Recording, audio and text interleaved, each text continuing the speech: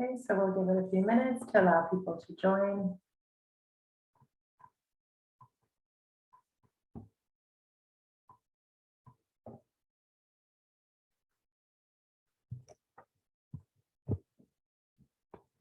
Welcome. I see some people joining. Thanks for attending. If you want, you can just drop in the chat where you're dialing in from.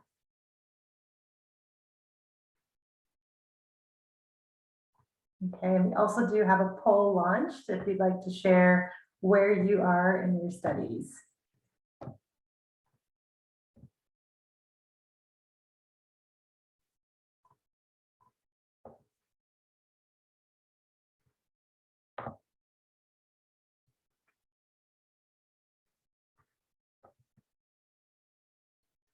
Okay, so some of you are just kind of starting the process, looking at the GMAT, studying a little bit, have the books, great. Okay, if you're just joining now, feel free to answer the poll that we've launched. Okay, I see that many of you are sort of just starting to learn about the GMAT. That's great. You're in the right place today.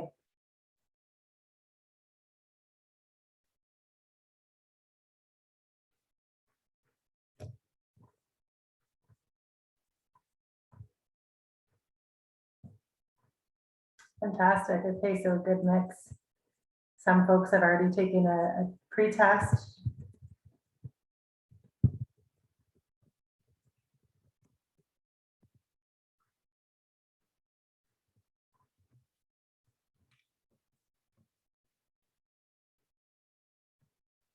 Okay.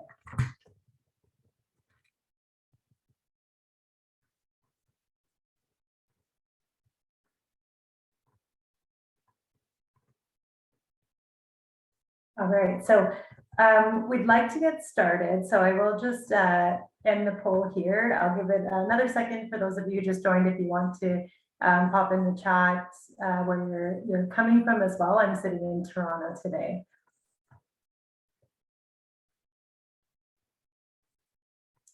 Okay, great. So we'll get started here. Hi, everyone. Welcome to the session. My name is Catherine DeFazio. I'm the Associate Director in Canada, representing IE Business School. Today, we've actually partnered with Admit Master. So you'll be hearing from an expert GMAT trainer from Admit Master. His name is Sergey Kuk. But thank you again, for taking the time to join us today. For this first part of the session, I'll be sharing some useful tips about applying to business or graduate school, what admissions teams expect from candidates, and overall considerations as you prepare your application. If you have any questions as we go through the presentation, please do feel free to drop them in the chat or in the Q&A, and we'll make sure to answer them. So just to set the stage a little bit, graduate schools have definitely seen an increase in applications this year, mainly because people have either postponed their plans from last year. Now, of course, with the desire to travel again, to connect, to network, to upskill, the landscape for graduate school is becoming very, very competitive.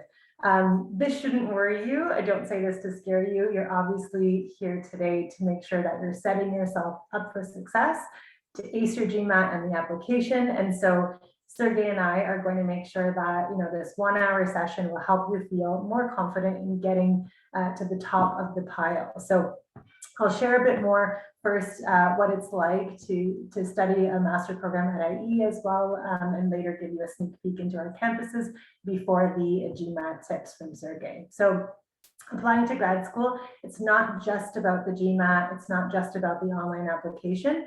You do need to make sure you're putting your best foot forward, both in this application process and in your interactions with the admissions team throughout your process. So as a general overview, it's a 3-step process.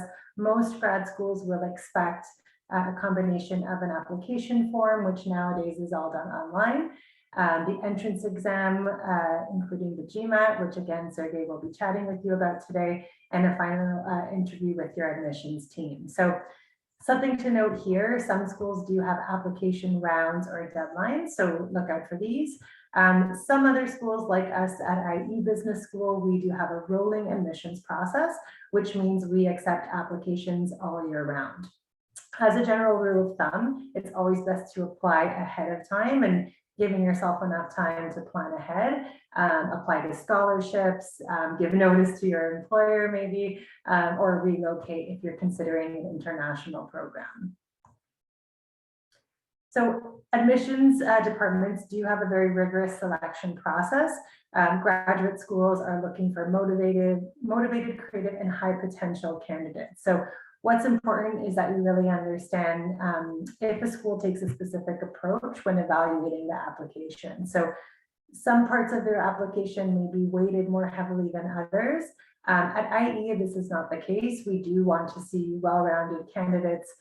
We do take a holistic approach. So, work experience, academics, entrance exam score, extracurriculars, passions, interests, even hobbies, and cultural fit are all very important to us when evaluating a candidate. So at IE, we do look for unconventional, unique, diverse profiles that don't necessarily fit the molds and don't need to follow a specific path. So just an example of this, our MBA applicants, if you are interested, let's say in an MBA program, our applicants don't necessarily need to have studied commerce for their bachelor program or worked as a consultant. They can be from very untraditional backgrounds. Okay, so sharing here just some general application requirements, so things to start thinking about gathering as you're preparing your application. So be sure to check, of course, individual requirements of the schools you're applying to. You might be looking at IE and maybe some others, so take a look. But generally, here's the list of application requirements that you'll need to consider. You're here today, of course, to learn about, the very first one on the list, the entrance exam. And so you're likely starting to prepare for it. So you're definitely on track. So I wanted to share some just general tips to make your application stand out. So first of all, use each part of the application to build the story that you want to tell. So there might be parts of your application that are not as strong as you'd hoped or as you think they could be. So really tell the story around why. A common one you see, if someone's undergraduate grades are not as strong, maybe you were working to pay tuition or adjusting to moving to a new city or studying in a different language. Part of a sports team that demanded a lot of attention. Make sure to tell the full story so we understand, what qualities from those experiences we can draw from. Understanding the values and the culture of the school that you're applying to and if they align with yours. So this is really important. I'll share more about how you can do this in the next slide. Here, what unique experiences, skills, and perspectives will you bring to the community? So what do you hope to gain as well from the program you're applying to? So of course, the application requirements, the resume, the grades, the GMAT, that is just your foot in the door. That's sort of the baseline. But what's really going to make you stand out is everything else. So at IE, we are an international business school. An international program will require a certain curiosity of the world. So working with people across different cultures. So for that, you might want to tell us if you've traveled before, what you've gained from those travels, or if you haven't traveled, why you're motivated to do that and what you hope to get out of an international experience. Also really important, make it clear, in your application that you have realistic expectations of the degree, how it will help you achieve your career goals. We do want to make sure that the program can offer you that. And finally, this is a very obvious one, but it does have to be said, don't copy and paste. So really take the time to get to know the school and make your application align. So if you're taking that time, it will show the admissions committee that you've done your research and that you are a good fit. So some ways to learn more about the program and the schools that you're applying to. Well, you're here today to learn a little bit more, which is great. Of course, check out school websites, different program offerings, look at the curriculum, the teaching methodology, faculty, and understand also what student life is all about.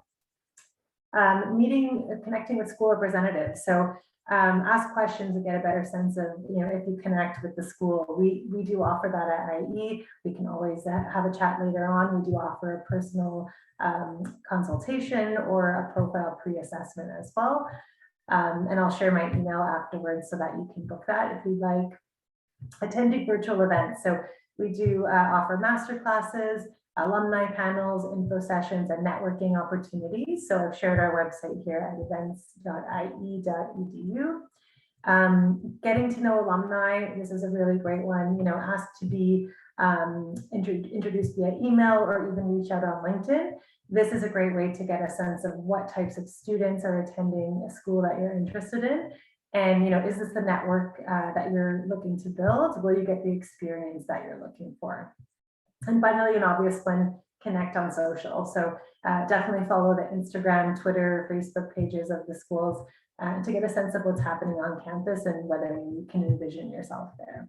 And you'll see IEs here, IE North America. You can check out what's happening in and around campus, but also in the region too. So just a sneak peek, we'll just hop over quickly to Madrid. I'll share a bit about our students, IE, and a little bit more about the school. So for those of you who are joining today to learn as well a little bit about IE Business School, we are a university that started as a business school, and then over the years now we've got 5 schools in total. So the Global and Public Affairs School, which the programs are actually developed in partnership with the United Nations, the School of Human Sciences and Technology. We have the Law School and the School of Architecture and Design as well. Here are just some notable global rankings to share. So we are a top university worldwide. So of course, the Financial Times, Economist, QS, and Bloomberg, every year they do come out with different rankings. So you can check out how this stacks up against other schools. But over the last, I would say 10 or so years, we've been ranked top 10 worldwide.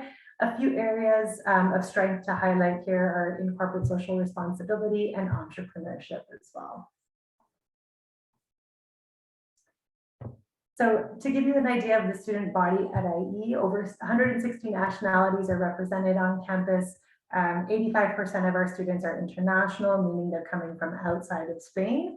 And these are all people that are really, again, unconventional profiles. They want to have a life-changing experience. They want to connect with people that are most different from themselves and create a positive impact generally on society and really find purpose and meaning in their work. Our faculty and professors really are, practitioners. So of course, many of them have their PhD. Many of them are international, but they're also really bringing that sort of practical expertise into the classroom. So students are gaining work experience while in the programs, doing consulting work and networking with great companies. Of course, this whole community comes together to make a very unique and transformational education experience. So our students come to IE to pursue, both personal and professional goals of theirs. Oops. So here I'll just quickly show our 2 campuses. We do have a Madrid campus, 2 Madrid campuses for graduate studies. So one is an urban tech-based campus in the heart of the city. And we have a brand new vertical campus as well, which opened this fall, 2021, which is the IE Tower, which was built with sustainability at the heart. So our campus is open and our students are studying in person. Health and safety protocols above and beyond. So you can check that out if you're interested in learning more at the website below. We will be sharing this recording after the session as well. If you miss anything, and we'll share some links with you to continue researching. Okay. We also do have online programs that are part-time and allow you to work and study at the same time, in addition to our full-time programs on campus. And extending beyond these campuses, we do have a global presence with 30 offices worldwide. And of course, I mentioned I'm sitting in our Toronto office in Canada. And finally, we do actually partner with some partner schools, so some great, top schools around the world as well. You might recognize some of these. Students can actually pursue exchange programs at one of these partner schools and take their international experience to the next level. So you'll see again some top schools worldwide. So without further ado, I do want to pass the word to Sergey. So thanks for tuning into this part of the application workshop. I have included my contact information here if you do have any questions about the admissions or application process in general, but I do wish you all the best in your journey, and I'll hand it over to Sergey now, who will share his expert tips for acing the GMAT. Thank you so much.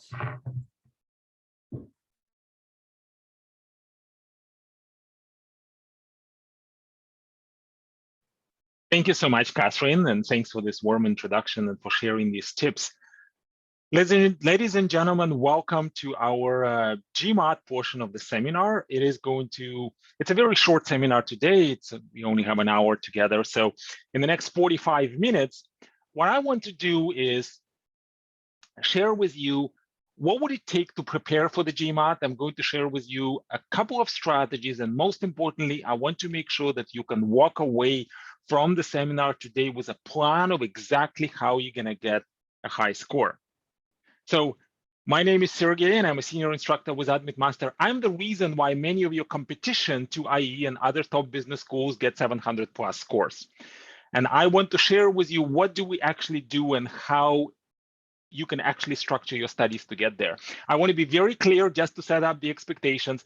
It is not possible for me to prepare you for the GMAT in 45 minutes. I hope that we're all on the same page, right? And we have the right expectations. But I certainly want to give you an idea and give you the structure so that you have a plan going forward. I want to also give you a little bit of an understanding of what is it that you're getting yourself into. And one of the ways we're going to do this, I'll show you one or two questions on the GMAT, and we're going to look at these questions from two different perspectives so that you could actually see what most people do and what you might want to do instead to get a leg up on the GMAT. So let's take a look at this first question. Here's the question. It's a fairly typical GMAT question that appeared in one of the past exams. The question says, the ratio of pigs to chickens on a certain farm is 13 to 28. When 15 pigs were added to the farm, the ratio of pigs to chickens became 4 to 7. What was the original total number of pigs and chickens on this farm? This is a multiple choice exam. Here are 5 answer choices. So what do most people do? Now, we've done similar questions way back in high school and middle school.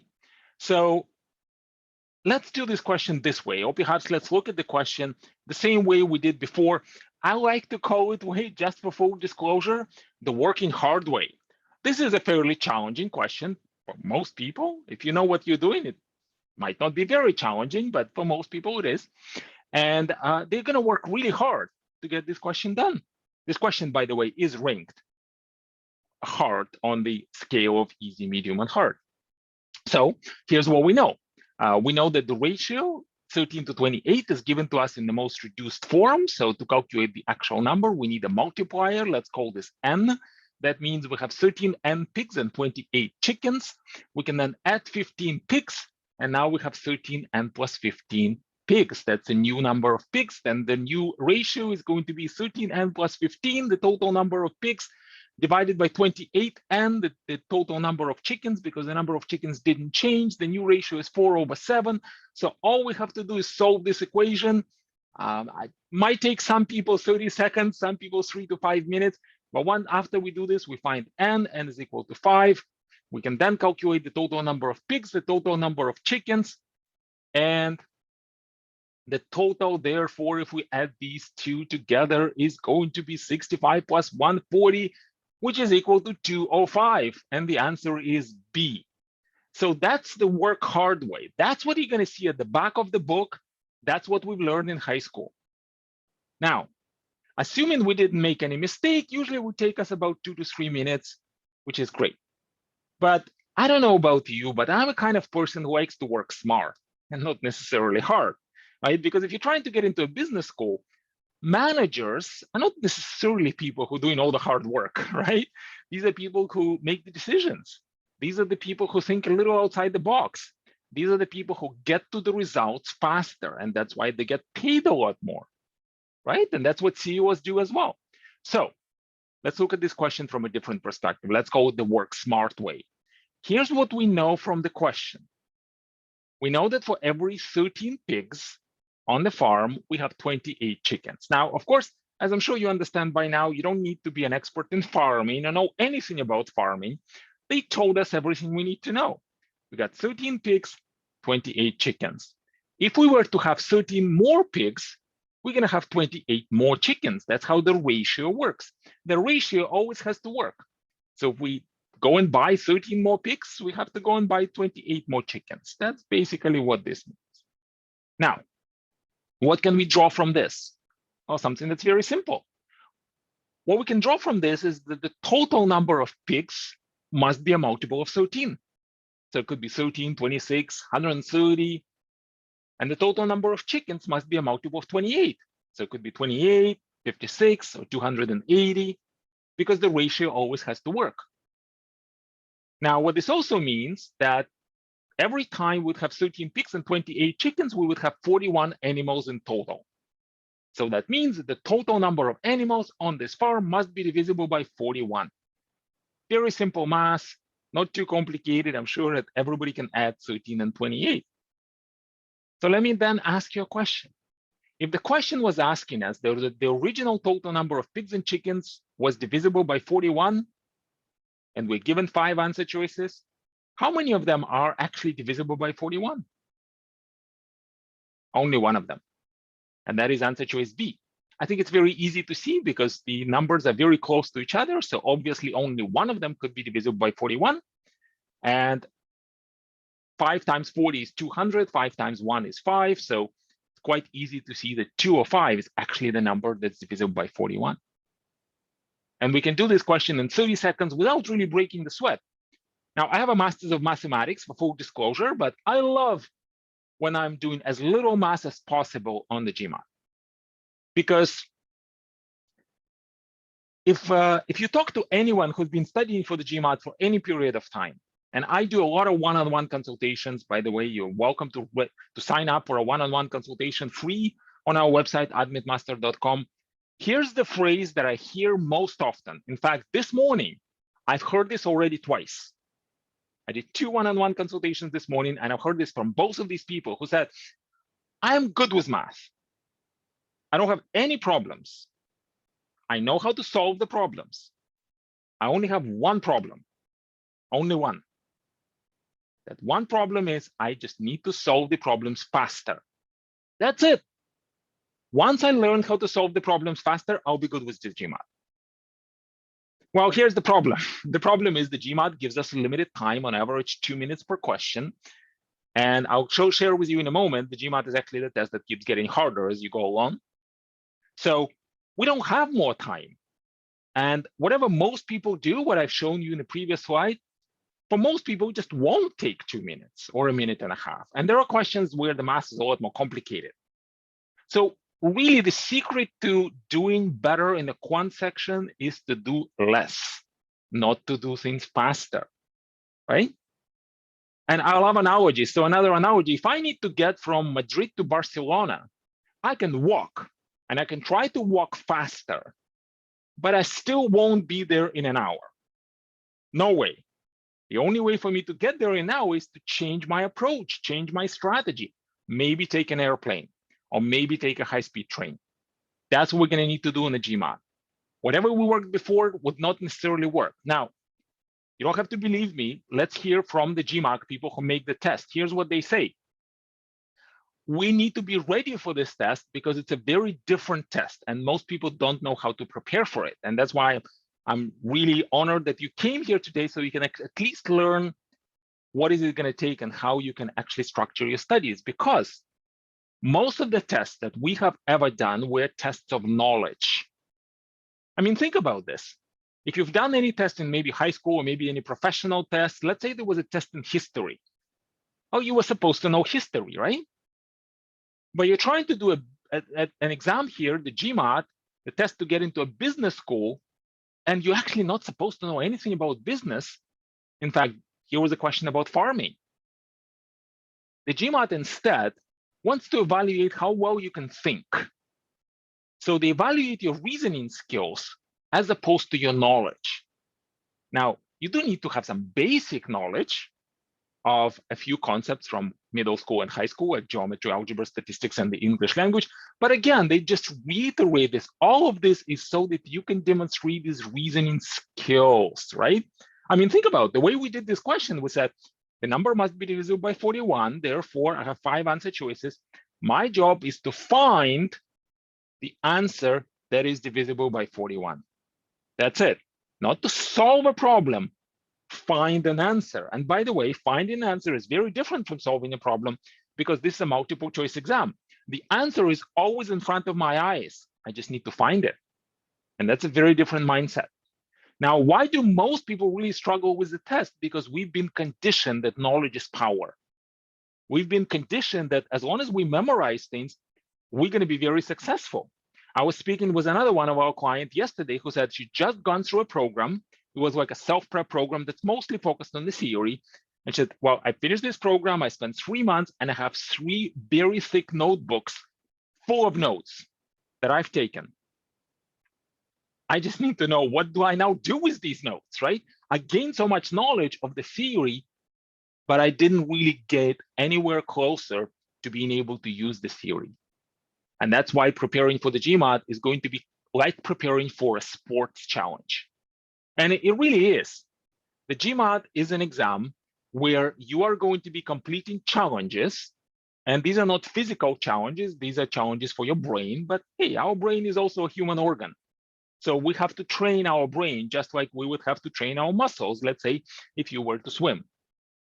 And reading a book is not going to be enough.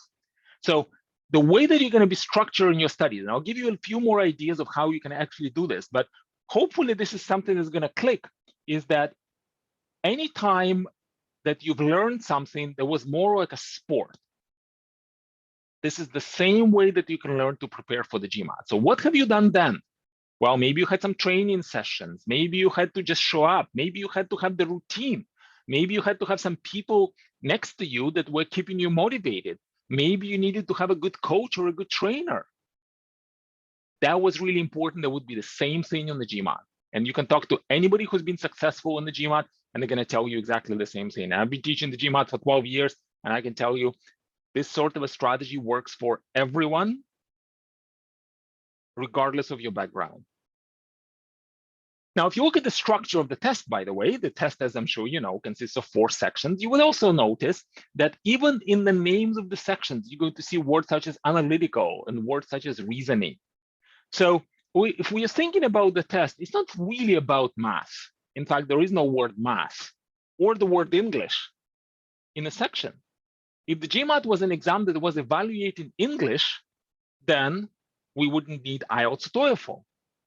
And if the GMAT was the exam that was evaluating math, then people with a math background will have a huge competitive advantage compared to other people. But that is not the case. When we start our live course, the actual 6-week live course, where we train you through everything that you need for GMAT, and we do the introductions, we go around the room, usually in a small class, 10 to 15 people, invariably, 2 or 3 or more people are going to say, I have a math background, and I thought I'm good in math, and then I took a practice test. Right? And what makes the test even more challenging is that there are different types of questions, so we need to get used to them. And of course, the test is adapted. So what are the types of questions you're going to see? Well, you've just seen the question type that's called problem solving. And there are also different types of questions in the quantitative reasoning that's called data sufficiency, which is kind of very strange. In the verbal reasoning section, there are actually 3 types of questions that evaluate your ability to work with English text. And it ranges from working with one sentence to working with a passage in critical reasoning to working with a very long passage in reading comprehension. Now, I know today we have a very short class, and I said, I can't really teach you the whole thing about the GMAT in 45 minutes. I can teach you more if you come to our refresher classes. We've done a math refresher class yesterday. The next one is at the end of December. And we're also going to have a verbal refresher class in the middle of December, on December 14th. So these are 2-hour classes. Right? So in 2 hours, we're going to cover lots of math strategies, lots of verbal strategies, just again to help you get a deeper understanding of these strategies. You can sign up for all of them at admitmaster.com. Now, the GMAT, like I mentioned, is a computer adaptive test. This is one of the reasons why it's a challenging test, because it keeps getting harder as you are working through the questions, right? This is very different from most of the other tests we've done, where we had some easy questions and some medium and maybe a couple hard. But on this test, most of the questions you will do will be hard questions. And I'm not saying this to scare you, I'm saying this to prepare you, because you need to make sure that you're actually comfortable dealing with hard questions within a very limited time. Now, hard questions mean that fewer people get them right. They also mean that usually the actual regular math is a lot harder. But that different way of looking at the questions, what we call the work smart way or the mastery way, that's not necessarily going to be a lot harder. The questions are going to be trickier, but you can still use these strategies. You just have to develop the right level of confidence. So how do we do this? How do we actually structure our studies? What sorts of resources can we use? I mean, when we ask questions, the most common question that gets asked by us when we do these seminars and one-on-one consultations is, what is the best resource to prepare for the GMAT? Because let's be honest, there are so many resources. And for us to go through all of them, we'll need a lifetime. And we just keep developing these resources. There are lots of forums, there are lots of books, thousands of different practice questions. So how do we focus? What do we actually do? Let me share with you my own experience. Perhaps you can relate. If you have a similar sort of a background, then this strategy that I did may work really well for you. And then if you find that this might not necessarily work for you, then I'll share with you a few other options. So here's how my prep worked. When I decided that I need to do the MBA and that I need to do the GMAT, the very first step that I did is I went to mba.com and I downloaded a practice test. At that time, it was actually a software. I did this over 10 years ago. And the software would give me a score, which is an estimate of the score that I would get if I were to just show up to the real test. So I've heard that some people actually go and do the real test as just a practice test. There's no reason to do that. But taking a practice test is a really smart idea.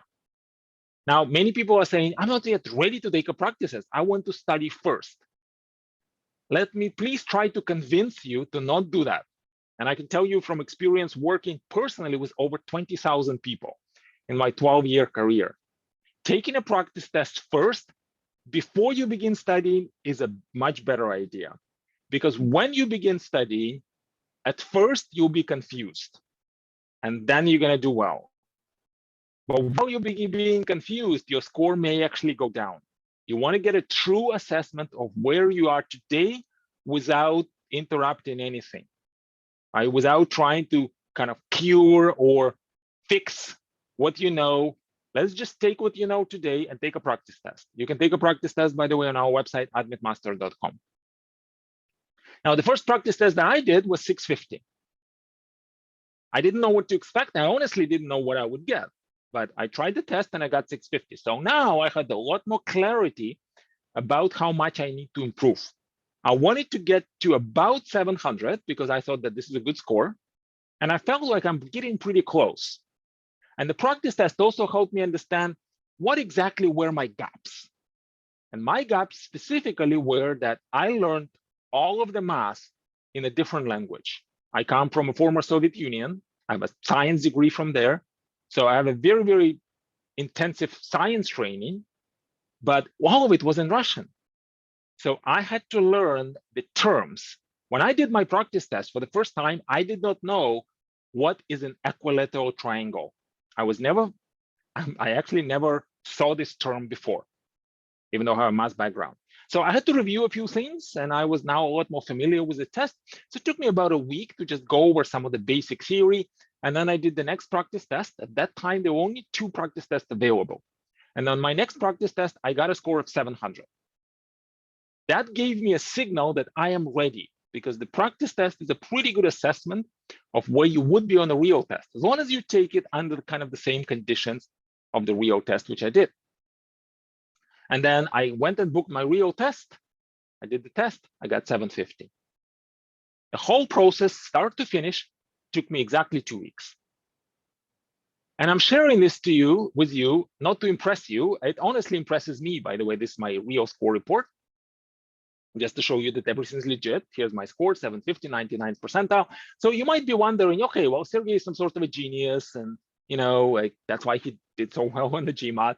Well, thanks for thinking this about me, but let me bust some myths here. I am not a genius by any stretch of imagination.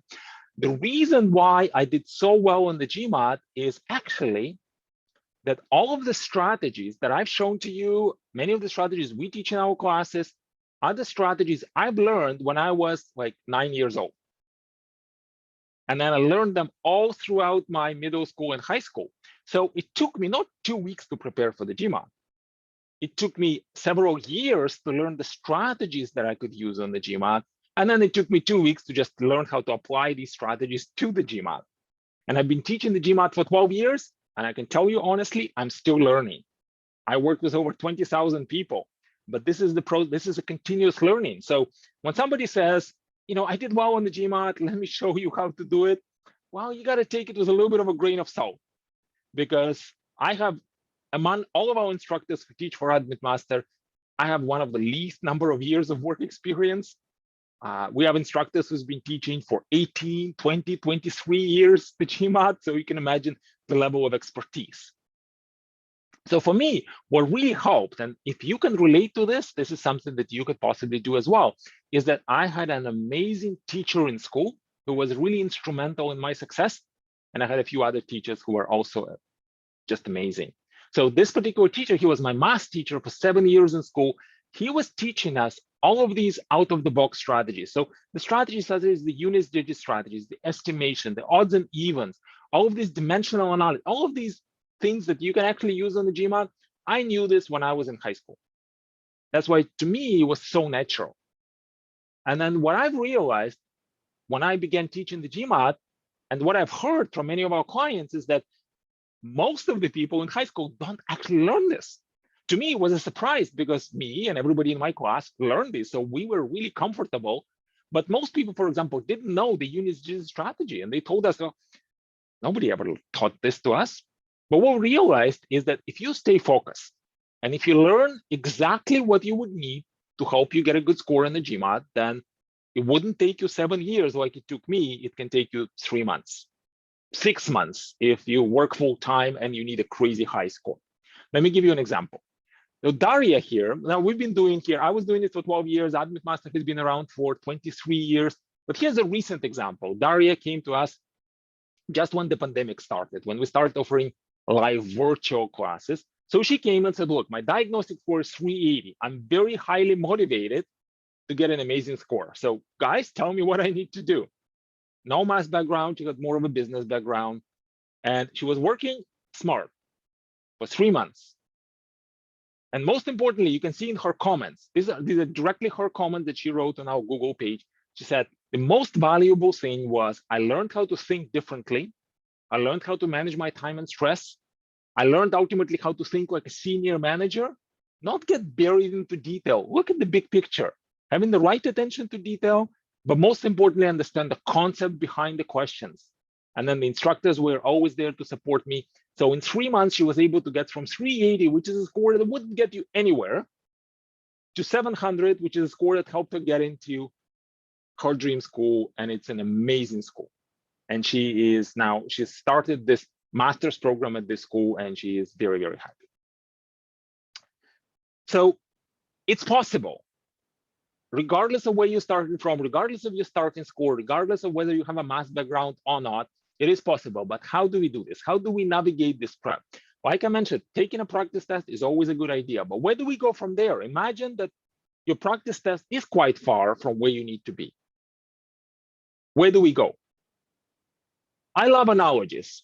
I guess you've noticed by now, the reason why we use a lot of analogies is that the way we structure our classes, by the way, it's the fairly scientific way. So a lot of the things that we do isn't just random. And one of the things that we do is we use a lot of analogies, because the analogy helps us make neural connections with something we're very clear in our brain, with something that's still new and unknown for us. So these analogies, these connections really help us learn things a lot faster. So let me use an analogy. I'm going to use an analogy of a corn maze. You may remember sometime back when you were a child, maybe your parents or your siblings or your friends, or maybe your teacher took you to a corn maze. And your job was to find the exit. And you had maybe before darkness that you need to do that. So how did we do this? Well, we walk in, and there are different directions where we can go. Right? We can go left, we can go right. Sometimes we hit a dead end. We would turn around and we would try something else. So this is an approach that's called the trial and error approach. Most people go through life with a trial and error approach. Right? They try something, it doesn't work. They try something else, it doesn't work. And then eventually they figure out what works. Sometimes it takes a really long time. That's why an MBA is something that helps you cut down on that trial and error, because you accelerate in your career a lot faster and you have a plan, right? And like Catherine was saying, it's a realistic plan, you know exactly where you're going. That's what's going to help you get into a business school. Same with the GMAT. Now, the trial and error, just for the full disclosure, is a really good strategy if we're trying to do something that has never been done before. So if we're Thomas Edison trying to build a light bulb, and nobody ever before did a light bulb, maybe we need to try it 10,000 times until we discover what really works. But the GMAT is an exam that has been done many times before by millions of people. So the trial and error may not necessarily be the best approach, but that's what most people do. So here's how most people structure their studies. They would invest in books. And usually most people would invest in the official GMAT guide unless they get some free books from their friends, in which case they could be something else. But the official GMAT guide is essentially a book that gives you access to questions from past exams. So if you look at the front of the book, it will tell you that this is the source of questions from past exams. So essentially, this is a question bank. It gives you a taste or an idea of what to expect on the GMAT. By the way, just for full disclosure, and you can ask anybody at the GMAT, you can actually go ahead and call the GMAT and ask them, is the official GMAT guide designed to teach you the best strategies to get to the best score on time? And they will tell you no. The explanations at the back of the book are simply telling you why a certain answer is correct. So there's a very theoretical way to explain this. This is not something you're going to do on the day of the test. So this book gives you access to the questions, but doesn't actually teach you how to do them. So most people try studying with this book and they realize, it doesn't really work. So I need what? We're creatures of habit, right? So remember, because we're creatures of habit and because we're used to studying for the test by reading books, right? Almost every test we've ever done, we just need to read a book and memorize stuff. So what do most people do? They say, that's not a good book. It doesn't teach me anything. So I need better books. So they go and ask their friends, what are better books? And the friends might say, well, these are better books. So maybe these ones, or the Bible, or the Kraken, or the most up-to-date. And see, here's the challenge. Every book provides something really valuable. By reading books, it's kind of like reading a book on how to play golf. Does it help me become a better golfer? Maybe. But it's not actually going to get me to play well. I need to practice. I need to learn the strategies. And just by the way, for full disclosure, just so you know what these other books are. So there are two types of GMAT books. The official GMAT guide, which is what is made by the makers of the test. So they show you the questions, don't really teach you how to do them. There are also strategy guides that are written by test prep organizations. So you can go on Amazon and let's say buy a book written by Kaplan, for example, not to endorse anybody's course. Now, what is this book actually made for? It was designed originally for people who are taking a Kaplan course. So you go and sign up for a $1,500 course and you get a $20 book with that course. Now you can go and buy that book independently, but is that book going to teach you the same thing that's in a course?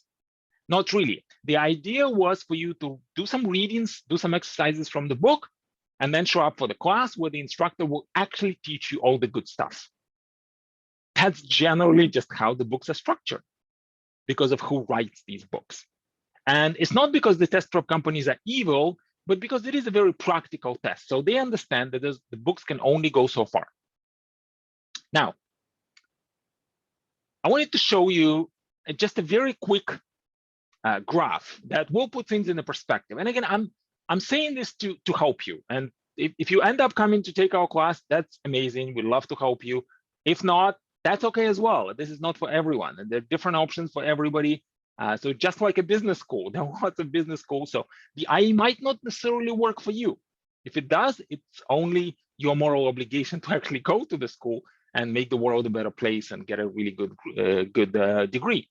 So every year, according to the GMAT, 7 million people would be exploring GMAT preparation. So they would go on the website, gmat.com, mba.com, and they would be doing some research. 7 million unique people a year. Of these 7 million people, 2 million people will either buy a book or download a practice test. 2 million people a year that begin studying for the test. Guess how many people actually finish studying for the test? And by finish studying, I mean they actually go for the real test. 10%. When I saw this in the GMAT presentation in one of their conferences where we got invited to the test prep organization, I was shocked. Saying, you're telling me that only 10% of people who study for the test actually do the test? They say, yeah, that's exactly it. 90% of people either think it's too hard, they don't have the right plan, or maybe they just say, well, I'm not going to do the MBA anymore. But that's 90%. And of the remaining 10% of people, 200,000 that actually do the test, only 12% of that number, so 24,000, will actually get a score of 700 or more, which is a score that will get you in a good school, and which is a score that will also help you get jobs such as consulting or investment banking, basically any competitive job that pays a lot, where it's hard to get in, you would usually need to present your GMAT score. The majority of the consulting firms, in full disclosure, you can go and ask them, will not ask you for your GPA. They don't care.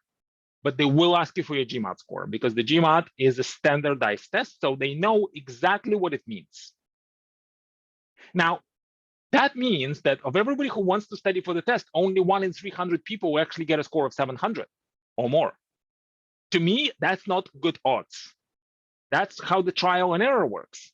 And I'm not making these numbers up. You can go and call the GMAT and verify that these are the correct numbers. That's what was shared with us at the conference. So how can we maximize our chances? How can we actually be in that 1 in 300 and not in the 299? Well, one of the easiest ways to do this is actually very simple, is to have a plan. Using the analogy of a corn maze, that's if I were to give you a map to the corn maze, you're going to be a lot more likely to actually get to the other side before darkness. Now, that means that if you are studying right now and you don't know what are you going to do this week, today, what are you going to do next week, and what are the skills that you're going to build and how you're going to build them and how you're going to keep track of your success, if you don't have that, most likely using trial and error approach. So that is very important. If you decide to study by yourself, that means without the help of a live instructor, you must have a plan. Otherwise, you're simply wasting your time. And I'm saying this sincerely because I want to help you. There are lots of different self-preparation programs. We offer a self-preparation program that's very, very affordable, where we're going to give you a plan and we'll actually show you the strategy step by step of exactly what you need to do to get to the other side without the help of the instructor. That's why it's a lot more affordable. So this is one way to do this. And I would like to encourage you to really make sure you have a plan, because that's how you get to your goals. But an even better way, and some of you might say, well, look, yeah, I know having a map is nice, but that still means that I'm going to deviate and maybe make a wrong turn. What if I just walk into a maze with somebody who's been there many times before? Somebody who is either a good friend or a good coach, who can actually take me through the entire experience, make sure that I am enjoying it, and make sure I get to my goals a lot faster. Because if you're trying to get into a business school, I'm sure you understand the concept of return on investment, and that time is money. And that means that if you are thinking of getting into a business school, you probably have a timeline. And the longer you wait, the longer you're delaying that potential promotion or that potential opportunity to get to the next level in your career. Let me give you an example. Darini came to our class after having studied for the GMAT by herself for 4 years. She had lots of books on her shelf. And when I spoke with her for the first time, when we do intake consultations with all of our clients who come to us, she said, well, look, I'm ready to give up. I don't think that anybody can ever work. And we worked on putting together a plan for her. And she said, well, look, I'm going to give it one more try. I wanted to do my MBA 4 years ago. And here we are already in 2020. So I don't want to give up. I want to give it one more shot. For her, and again, everything's very personal.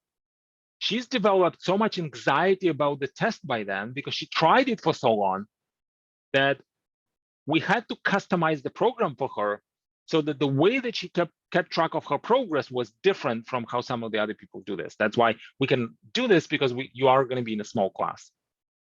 And ultimately, that helped her get a score of 700 in just 3 months. And she also started her program at her dream school. She sent me a video of her in this school, and she's just super, super happy. And finally, she was able to achieve her goals because she had a plan. And that's why it's really, really important. So if you're the kind of person who says, look, I would like to go with somebody who knows what they're doing and love to just have a really good experience and get a good results, then come and join our live course. Our live classes work this way. You're going to be in a class twice a week, either on evenings after work or on weekend mornings, which means you have the rest of your day free. Or if you're joining us from other parts of the world, we now have a lot of clients from Africa and Europe, then that format's going to work really well for you because it's going to be late afternoon, early to late afternoon for you. Now, our program is very affordable. If you look at, and some people might say, wow, $1,600, $1,500 for a course. Well, guess what? If you walk into a grocery store, a tub of yogurt is now $10. So for $1,600, you're getting essentially unlimited coaching, all the resources, all the books, all the practice tests. And I have to tell you, we haven't raised our prices for about 5 or 6 years. We're getting a lot of pressure to do this. Our prices will go up from January. So if you are thinking of joining us, this is going to be the best investment you can make. And it's even less in US dollars. So this Canadian dollars, $15.99 or $14.99 if you register for a course later, because it is an all-inclusive course. You can do your own research. You can compare our courses with the courses of other people, and even some of the self-study courses. You will find that this is a lot more affordable. Now, this option might not work for you if you cannot commit to come to a live class, because it's really important that you actually show up for classes. It's kind of like if you want to learn how to play football or soccer, then you have to show up for training sessions, right? It's not enough just to kind of learn about it. You actually have to play. But if you are not able to show up for a live class, then we'll let you play by yourself at home with or without instructor support. And that's why there's some other options as well. If you're working with the instructor support, but you're playing by yourself, it's about $1,000 US, a little more in Canadian. And we're going to support you all the way as long as it needs to be for up to 1 year. The third option, GMAT Express, is where we teach you all of these strategies, everything you need to know, but you're going through them all at your own pace without really the instructor support. That's how we can take away that additional cost. If you do any sort of a research, if you look at some self-preparation, other self-preparation programs online, you would notice that usually you would invest $300-400 into the program. But if you want to get any support, usually an hour of support is about $300 to $400, and that's in US dollars. Right? So with us, it's going to be a lot more affordable, and we do go a lot deeper. It's not a theory-based program. It's all about teaching you the strategies and ultimately helping you develop the skills. And that's what helps you get good results. The average scores of our students are 670. And again, I'm saying this not to impress you, it impresses me. And over a third of our students will get scores of 700. We do get you to work a lot. It is an intensive program, make no mistake. You're gonna have to work a lot, but you're gonna have to work smart. And you're gonna have to keep an open mind. Let me show you what I mean by keeping an open mind, and then we're gonna wrap up for today. Here's another question. This is another question, a real question from past exam. Here's what the question says. Aaron will jog from home at X miles an hour and then walk back home by the same route at Y miles an hour. The question is, how many miles from home can Aaron jog so that he spends a total of T hours jogging and walking? Right? Super clear what person is doing? Going for an exercise. The total time was T. The two speeds, there's a speed jogging and then the speed walking back at Y miles an hour. Wait till you see the answer choices. Most people at this point would love to see some numbers in the answer choices, but here we have a bunch of variables. So it looks like a complicated algebra problem. And here's how most people approach it. They will say, okay, I know distance is equal to rate times time. So there's a distance from home, which is my D1, for example. There's some time from home, which we don't know what it is. So we'll call it T1. Then the distance back home. This is the explanation from the book, by the way, at the back of the official guide. When this question was in the official guide, that's the explanation you would see. And then times together at T, the distances are the same.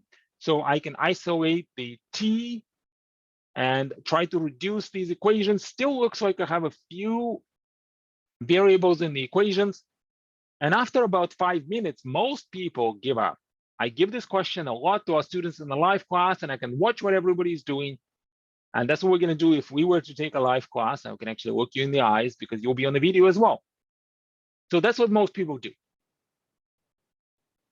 What's a better way?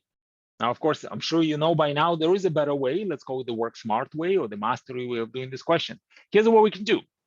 Let's understand conceptually what's going on here. Let's not get buried into algebra yet. We understand that distance is equal to rate times time. What this means is that if I were to drive, for example, from Madrid to Barcelona, and imagine that it takes me 6 hours, and imagine that I'm driving at 100 kilometers an hour. What's the distance? Well, everybody knows that it's 600. I have a 4-year-old at home. She can tell me it's 600. It's not going to be anything else other than 6 times 100. So if I were to say, well, why don't we, instead of multiplying the speed and the time, why don't we add them? Would that be a good idea? I would say, of course not. You can't add speed to time. These two things measure different things. So the distance is not 106, it's 600, right? And I'm saying this, I know it sounds ridiculous, but if you look at the answer choice B, that's exactly what it's trying to do, x plus t. So we know that can't work. Are there any other answer choices where the GMAT is trying to add speed and time? X and Y is speeds and T is time. Well, of course, D and E are trying to add speed and time. So now we're down to 2 answer choices. Of these 2 answer choices, only one can work, right? This is a multiple choice exam. One answer has to be correct and 4 have to be wrong. So I want to be lazy. I'm going to look at the answer choice. It looks a little easier to me, and that's going to be an answer choice A. So A tells me miles an hour divided by miles an hour. So it's literally a ratio of 2 speeds times hours times T. So the answer is going to be in hours, right? The ratio cancels out. And if you're familiar with dimensional analysis, if you have an engineering or science background, you know exactly what I'm talking about. But you probably tried to do this with algebra. And you're not familiar with dimensional analysis, don't worry. This is just common sense. You just have to know what you're doing. So A gives us hours, we need miles, therefore A is wrong, C is right, that's it, we're done, and we can do this in 30 seconds. That's the approach that you would want to take on the majority of your questions on the GMAT. Now, of course, this is a specific strategy for a specific type of question. You can't really use this strategy on 80% of the questions, or 90% of the questions, but there will be strategies, keeping an open mind, thinking a little outside the box, trying to solve the problem creatively, and ultimately knowing what you're doing. All of these strategies is something you can learn. So the question then becomes, okay, so how long is it going to take me to learn these and what score can I really get? Well, let me give you 2 examples, and then you can put yourself somewhere in between. Tion came to our class in 2019, and she was at that time, and she still is, a nurse in the emergency room. You can only imagine the crazy work schedule that she works in. She works shift work, and she has 3 other jobs. I honestly don't know how she did this, but she had to arrange her schedule, working in the ER room to take our classes. And after the classes, she said, I'm going to take as long as I need to get to my score. And we're going to tell you exactly what to do and how you can continue practicing once you learn everything in the class. She ultimately called me several months later and said, I just got a score of 760. What can I do with this amazing score? She wanted to get that score, and she gave herself enough time to do this. She was really committed, and she got that score. Here's another example. Brian came to us and said, look, I'm applying to a top school where I need a minimum of 730, and I have 2 months. That's it. I don't have any more time because I'm moving to a new state. I got a new job, so that's it. If I'm not doing it in 2 months, I'm not doing it at all. They tell me exactly what I need, give me the exact resources, teach me the strategies, I'm going to follow through. He wanted to be on a safe side, so he took his Rio test in just 4 days after the end of our 6-week course. So he still had a little bit of a gap just in case he has to retake the test. And first attempt, he got 760. What he did is he stayed extremely focused. He said, I'm not going to deviate. I'm not going to go online, try to read all these GMAT forums and millions of explanations. I'm going to tell you, do exactly what you tell me to do, but I want to make sure I get my results. And he knew exactly what he needed. He needed a score of 730. He got 760. So will everybody get a 760? Absolutely not. Does everybody need 760? Absolutely not. You will get the score that you need. And as long as you have your target, you will get to that target if you give yourself enough time and you have the right plan. So what's the plan for us? Well, my invitation to you, ladies and gentlemen, is to really commit to this process. If you're the kind of person who is saying, I would like to get to my top business school, and I would like to maybe get there with a scholarship and give myself the maximum opportunity. If you're the kind of person who values your time, come and join us in our virtual classes. The next class starts in less than a week. And then we have another class in January. If you want to dig a little bit deeper into what the GMAT's about, then come and join us in our refresher class. The next class is on December 14th.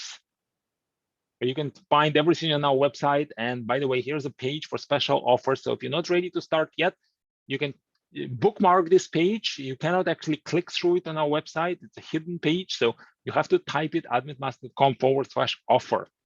And here you're going to see everything that we offer, including some very special discounts for you because you joined this class.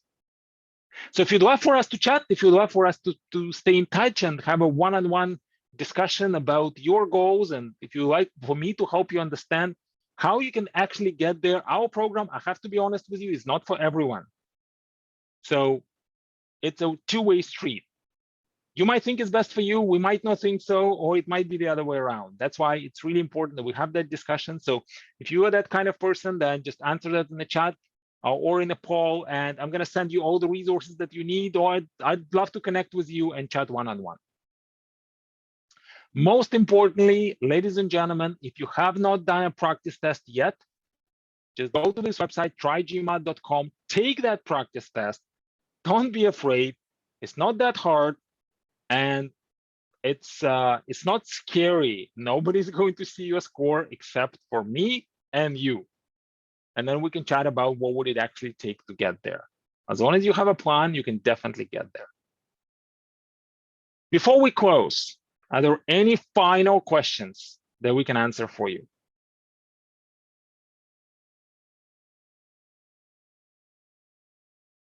No, that's perfect. Now, if you don't have any questions, this means, oh, thank you so much. I see a few things. So if you don't have any other questions, that just simply means that everything we said was super clear and you have the exact plan what to do going forward. That's amazing. Thanks so much for sharing this feedback. There's a quick survey that you can answer at the end of this seminar. If there's anything that you think we could cover differently to help you better in the next seminars, just let us know. Otherwise, ladies and gentlemen, please stay in touch. Please stay committed to your goals. This is very, very important for you. And if it's important for you, it's important for us. The reason why we do a lot of these seminars with IE is that we have an amazing working relationship. A lot of our clients go to IE. So we want to make sure we continue to do a good job for you so that we can get invited to these seminars, to be honest. So that's why we're very, very highly vested in your success. We are a relatively small company compared to some of these bigger companies. So we want to make sure that you succeed because our success is your success. So that's really, really important. And that's why we're going to work very closely together to help you get that score. Thanks again for joining us. And I look forward to seeing you soon. Bye-bye and all the best.